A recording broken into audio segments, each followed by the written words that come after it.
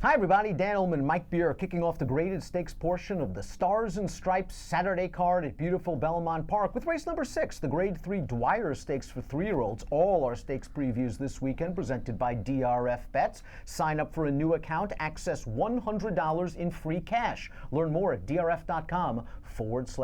Let's take a look at the field for the Dwyer. We're going a one-turn mile for $300,000, and some of the world's best trainers hoping to push the reset button after getting walloped by Justify during this Triple Crown season. One of them, Mendelssohn, who took a lot of money in the Kentucky Derby. He was beaten 73 1/4 lengths and finishing last. This is a very polarizing horse. Winner of the Breeders' Cup Juvenile Turf last year, winner of the UAE Derby. He has a tremendous amount of talent. This is the kind of field, though, that you would think if Mendelssohn's going to have a bounce-back race, it's against these bunch of horses. Yeah, I kind of agree with all that stuff. And I mean, it's just, to me anyway, I like what they're doing with him, with Aidan O'Brien, to sort of, coming back over here and trying to get this horse back to the Breeders' Cup Classic. They think he's a dirt horse. They may very well be right. It's just one of those things with the Kentucky Derby where, whether you liked him or not in the Derby, and I think there were really two ways to look at him as they went into the Kentucky Derby. I just feel like you have to put a line through that race for him. I mean, it was just a disaster, that race from start to finish, and obviously that's not the real Mendelssohn. I'm just happy. I didn't like him that much in the Derby. I'm happy to put a line through that race. His race 2 starts back, I think, pointed him out as a serious talent. Even though he was on the lead over a speed-favoring track against a terrible field. Is that the real Mendelssohn, or was he just completely dressed up by circumstances? Who knows who the real Mendelssohn is? For all we know, it could be a turf horse. Yeah, true enough. I mean, my position on him heading into the Derby is that I just didn't want any part of him in that kind of a race. And some of that had to do with the fact that his UAE Derby, it's at least a little bit dressed up. I'm not suggesting that he is not that kind of a horse, but it's a little dressed up because of the way that track was played and the trip that he got in there. But he also really ran that day, and that was a very fast race. And to me, he looks like one of those horses. Is he better on turf than dirt?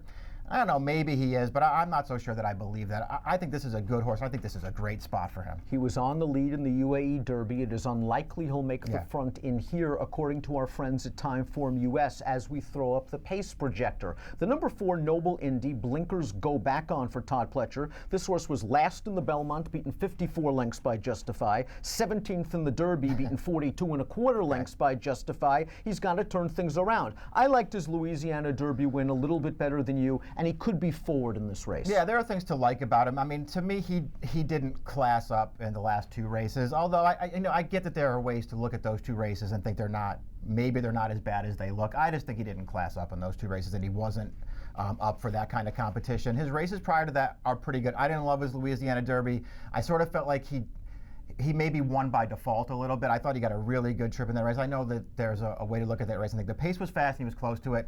I didn't look at the race that way. I thought he ran fine. If he runs something like that or even builds on that race now that he gets a little bit of class relief, I think he's a player in here. I like his speed in this kind of race, and I love him turning back then. I don't like this horse going long. Could you make the argument that Derby and Belmont was simply too much too soon for a talented young colt? It was going the right way, but boy, it was only going to be start number 5 in the Derby. Did he really need to run in the Belmont? Yeah, true enough. Yeah, did he really need to run the Belmont? That's a very good point. Obviously, they all get a chance in the Derby. You're supposed to do that with good young horses, and that's what he is. And again, I just feel like even those distances are a little too long for this horse. Nice attack post for the 7, Firenze Fire, and this is what he wants to do. A one-turn mile at Belmont Park. It led to his victory in the Grade 1 Champagne last year when he got a tremendous pace set up. Now, I think you can look at Firenze Fire one of 2 ways and say the Wood Memorial 2 starts back, too far. The Kentucky Derby, where he actually finished ahead of both Mendelssohn and Noble Indy while chasing that solid pace. It was not a bad effort at all. Too far and maybe too tough of a class situation.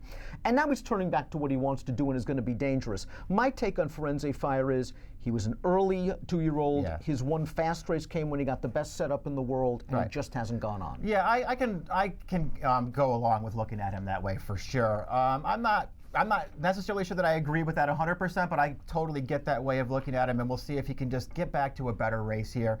I like that they gave him at least a little time after the Derby because, I understand why they tried to make the Derby with him, but I think everybody knew from a long time ago that that was not the race for him, and I'm with you. I actually feel he finished 11th. He was beaten over 20 lengths. I actually felt like he ran okay in the Kentucky Derby, considering the track and the distance and how close to that pace he was.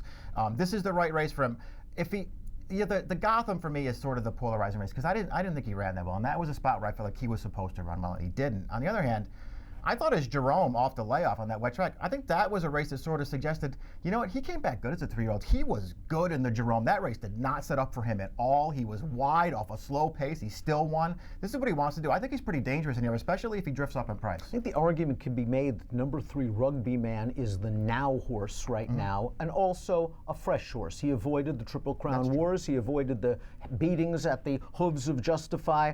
Last time out in the Easy Goer, you could look at it one of two ways. He looked like a winner turning into the stretch. It took him a long time to change leads, and maybe he hung a little bit. But he was 4 wide, a long way around that turn, and lost significant ground in only start number 3. I think the addition of blinkers is really going to help this beautifully bred son of Tapit. Yeah, I love the blinkers going on this one. I think he might be a horse who really needs them, and he's got a ton of upside. He's run really well in all 3 of his races.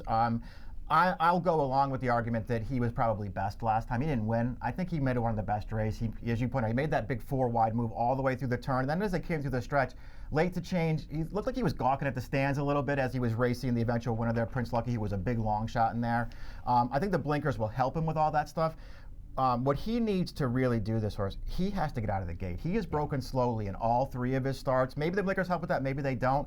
But he can't break slowly in this race, I don't think. But boy, is there just a ton of upside with this horse. I like him in this race. Formulator fact for recent maiden winner number 5, Fixed Income Larry, for the always capable Jeremiah Engelhardt. Over the past 5 years, with last out maiden winning 3-year-olds making their second start of the form cycle, 43% winners, a $2.80 return on investment. This horse really has to step it up from a buyer's standpoint. He got a nice setup in winning his maiden. Yeah, he really did. I like his trainer a lot. I like that trainer stat a lot. This horse, the trainer stat's not going to be enough. He has to really improve in this field. Aidan O'Brien, it seems wherever Mendelssohn goes, Seahenge is not too far behind. He finished behind Mendelssohn in the Dewhurst. He finished behind Mendelssohn in the 32 Red Patent. He was slaughtered by Mendelssohn in the UAE Derby. But here he is, and I guess you could, if you want to make the excuse, wet track in the Pat Day Mile, he didn't need to like that. UAE Derby, speed favoring track, didn't need to like that. He was fairly close in that 32 Red Patent 3 starts back, but this is another horse that is not good out of the gate. I kind of like him going farther. Yeah, that's not a good thing for him if he's going to break slowly in here in particular. You know, we'll see. You're right. We were talking about this horse before we came on, and you were sort of making the excuses that I think you're supposed to make for a horse like him. You know, he's going to be, what, 20 to 1 in this race, somewhere around there. So he's the kind of horse you're supposed to try and find reasons to like him, not reasons not to like him. And there are reasons to like him. I mean, I'll throw out the Pet. I don't even think he ran as bad as that running line looks. He got himself into contention at one point, and then he just didn't finish at all in there. The wet track's a viable excuse. The UA Derby obviously has an excuse for that one, too. Was he good enough to win this race? I couldn't talk myself into it, but I won't be surprised if he does better than he's done in his last 2 starts. Let's take a look at our top picks for the Grade 3 Dwyer Stakes. You're going to go with the class of Mendelssohn, who figures to be right in the thick of things turning into the stretch. I just can't take him off a 73-length drubbing at the hooves of Justify at a very short price. I'm just taking a stab at 7 Trumpets, who I think, like Firenze Fire, is better going 1 turn. The problem with 7 Trumpets is he just really hasn't run a fast race, and he was on the best part of the track last time out at Churchill Downs when he beat kind of a weak field, but he's tactical enough.